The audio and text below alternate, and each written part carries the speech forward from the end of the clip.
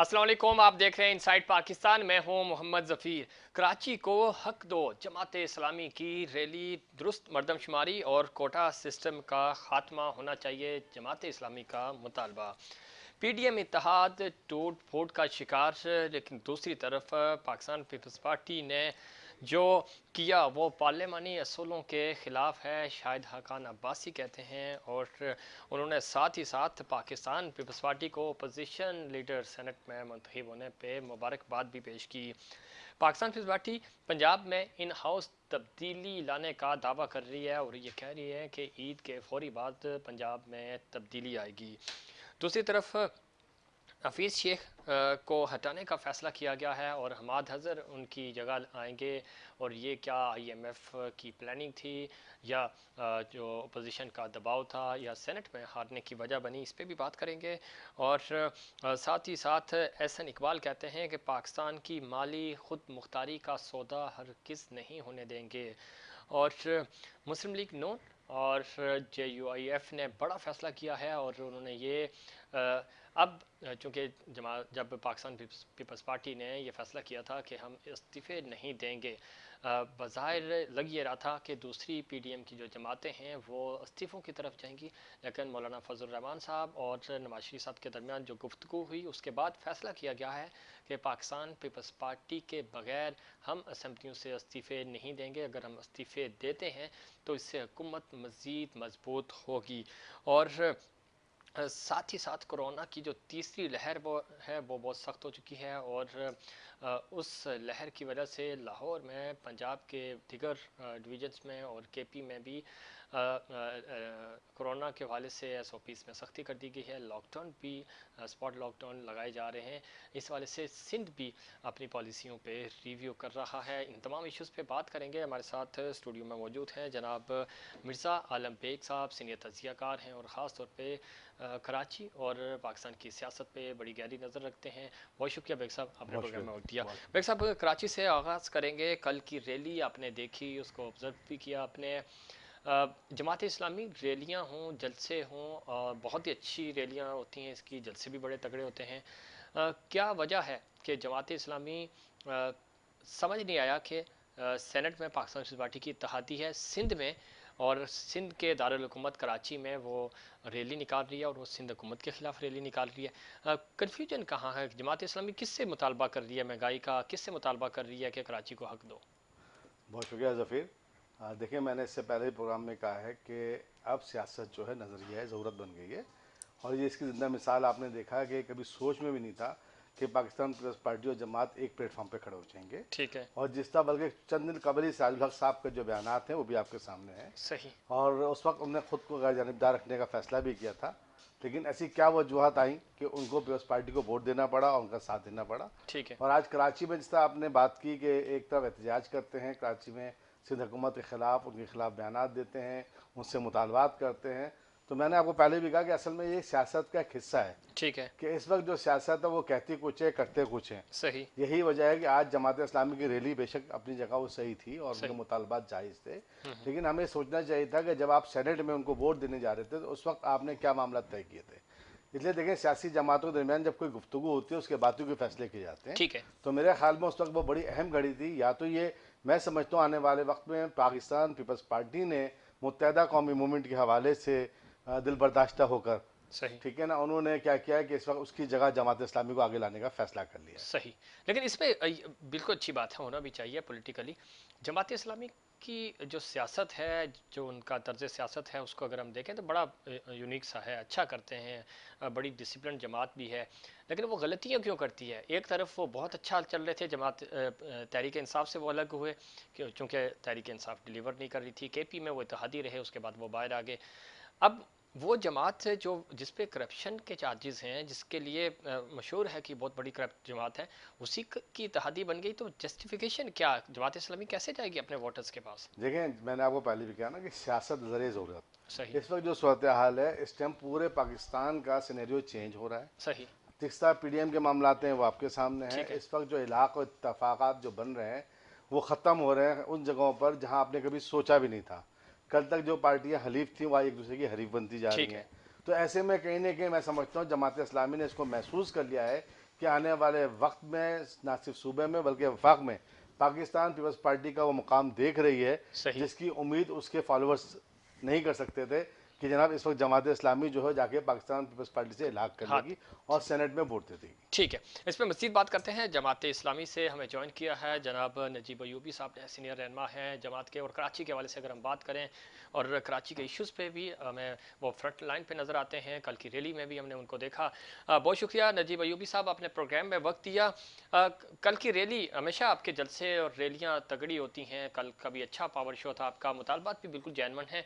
Confusion एक ही है और वो ये है कि आप सेनेट में इत्तेहादी बने पाकिस्तान पीपल्स पार्टी के, और सूबे में आप उसी जमात से ज़ाहिर इक़्तिदार में सिंध में अगर हम बात करें तो जमात पाकिस्तान पीपल्स पार्टी है।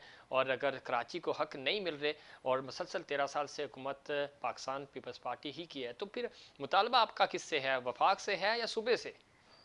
अस्सलाम वालेकुम ज़फ़ीर, जी वैसे आपके चैनल के तवज्जुह से मैं पहले तो ये गिला करूंगा कि एक बात जो है ही नहीं उसको राई पहले बनाया, फिर राई का पहाड़ बना के सारे तज्जिया निगार अपने मुंह की बातें जो है वो दूसरों के मुंह में उड़ेलने की कोशिश कर रहे हैं।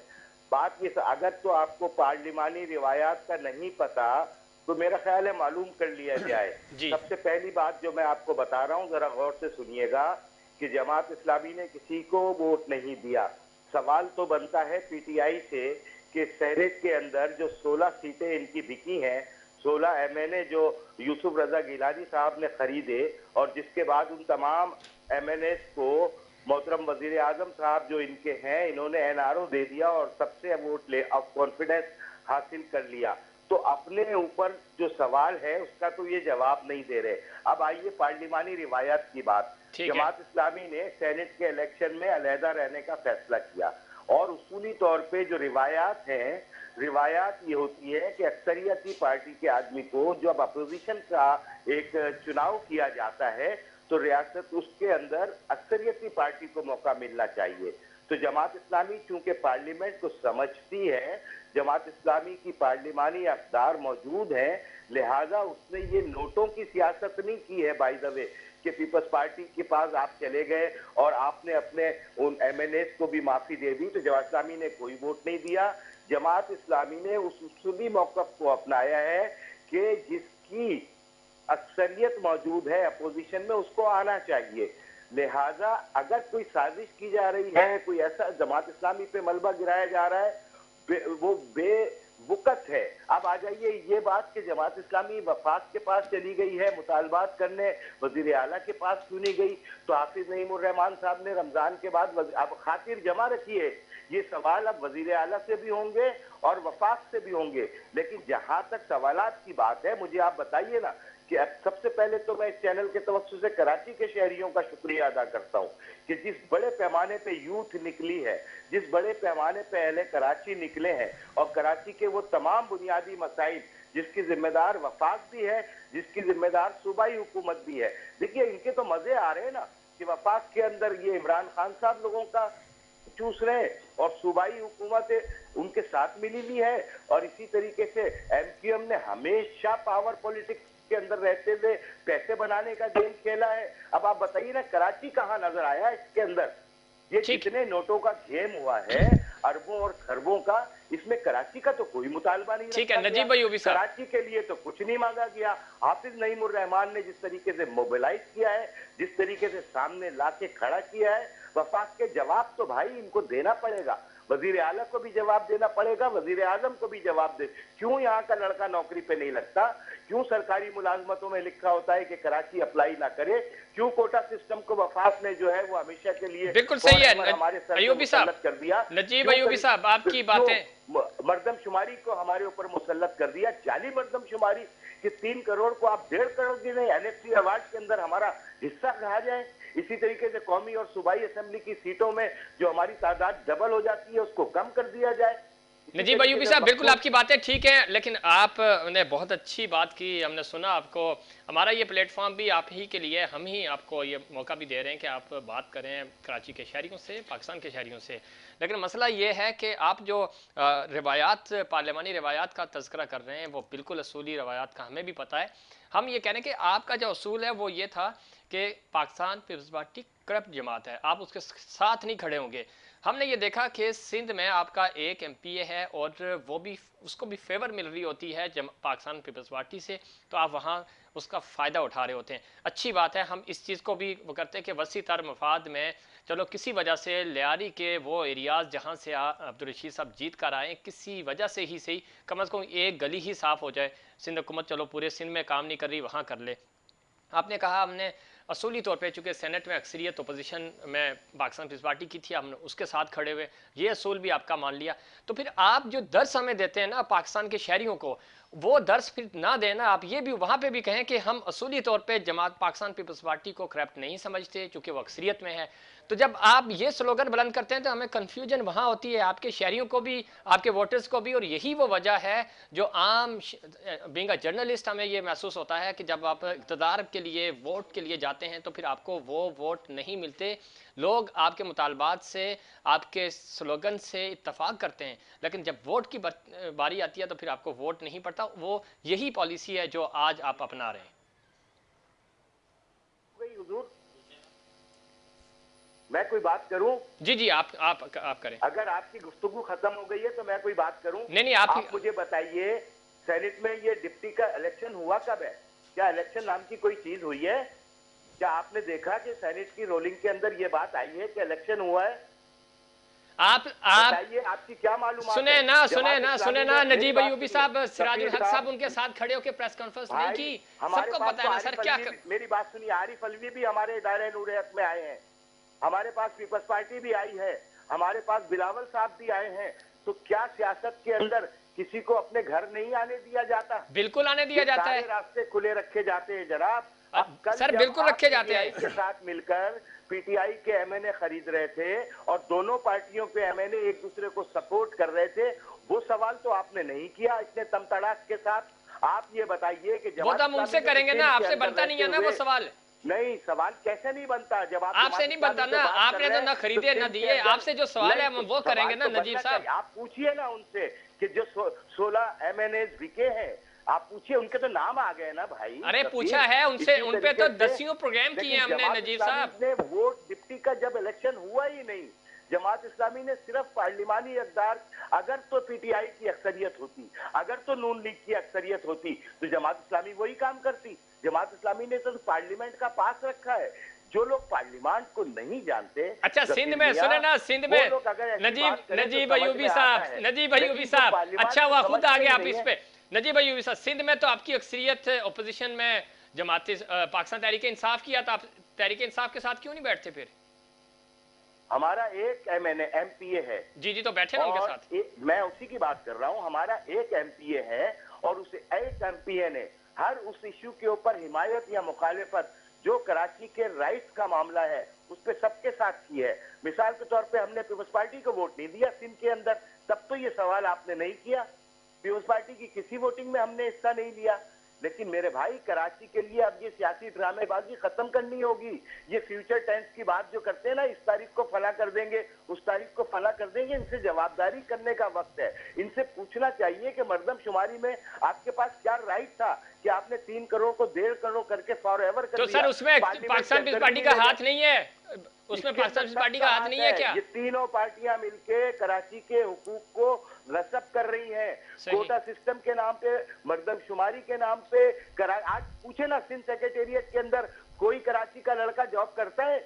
सारे के सारे यहाँ पर जितने इदारे। अयूबी साहब आप लाइन पर रहिएगा, हमारे साथ मिर्जा आलम बेग साहब सीनियर तजियाकार मौजूद हैं, हम उनका पॉइंट ऑफ व्यू भी शामिल करते हैं। बेग साहब, गुफ्तगू आपने सुनी, नजीब साहब असूलों की बात कर रहे हैं और असूलों के मुताबिक वो कहें कि जी हमें पार्लियामानी असूल ये हैं, हम उस तरह जा रहे हैं। लेकिन फिर वोट जब आते हैं, चीजें आती हैं, इनकी काबूशों पे तो कोई दो राय हो ही नहीं सकती। हम लिखते भी हैं, प्रोग्राम्स भी करते हैं, लेकिन यही वो पॉलिसी है जिसकी वजह से शायद आवाम वोट नहीं देते। ज़फीर देखिए बात ये है जहाँ कराची के अंदर कराची के हवाले से उसके मसाइल को जगह करने में जिस तरह से इस जमात ने काम किया है और जिस तरह आप भी कह रहे हैं मैं भी कह रहा हूँ कराची समझता है कि जब कराची के लोगों के मसाइल हुए उस पर आवाज़ उठाने वाली कोई जमात है तो वाकई वो वही जमात होती है जो पहले और बेहतरीन अंदाज में फैसला करती है और आवाम को मुतहर्रिक करती है और अरबाब इख्तियार तक उनकी आवाज़ पहुँचाती है। लेकिन जब उसके अमली नफाज की बात आती है तो हमें वो अमली नफाज बहुत कम दिखता है और इस वक्त जो सरदार साहब ने कहा कि देखें इनको वोट नहीं मिलता, ये एक हकीकत है कि इस वक्त जब भी अगर शफाफ इलेक्शन हो कराची की नुमाइंदगी दी जाए तो कम से कम जो अभी एक एमपी की से वो उससे बढ़कर काफी सीटों तक जा सकती है।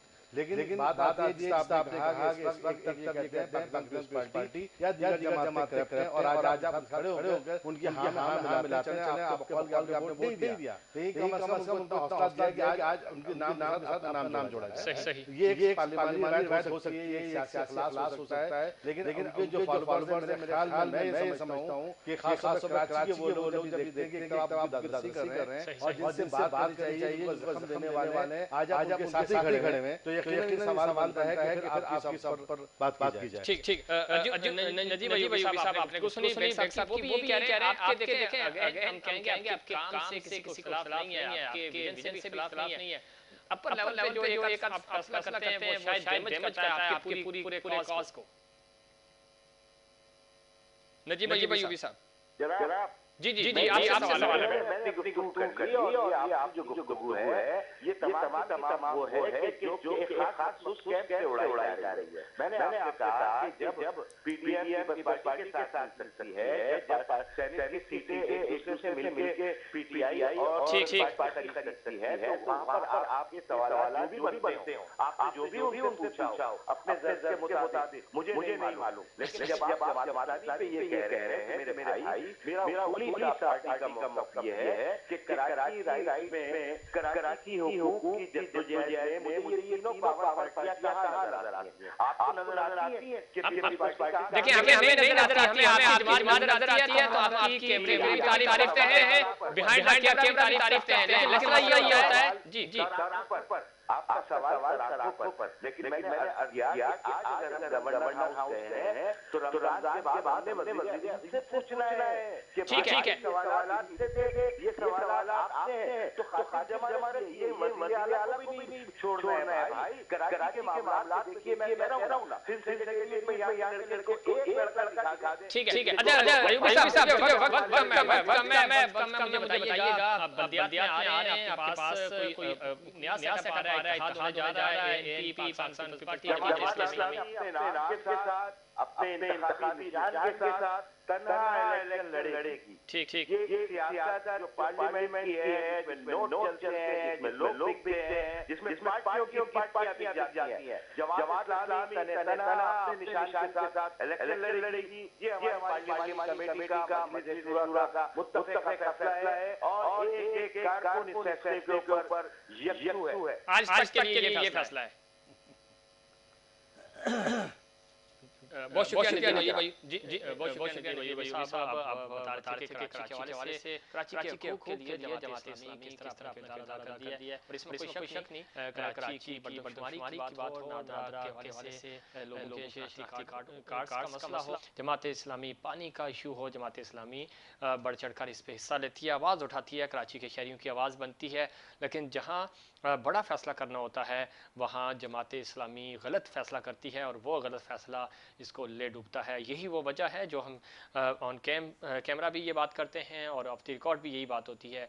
अगर जमात इस्लामी यहाँ पे अच्छे फ़ैसले करे तो इनके पास कराची शहर भी आ सकता है, पूरा मुल्क भी आ सकता है। आला सतह पे जो फ़ैसले हैं उन पर नज़रसानी करने की ज़रूरत है। इस पर मज़ीद बात करेंगे लेकिन उससे पहले कमर्शियल ब्रेक।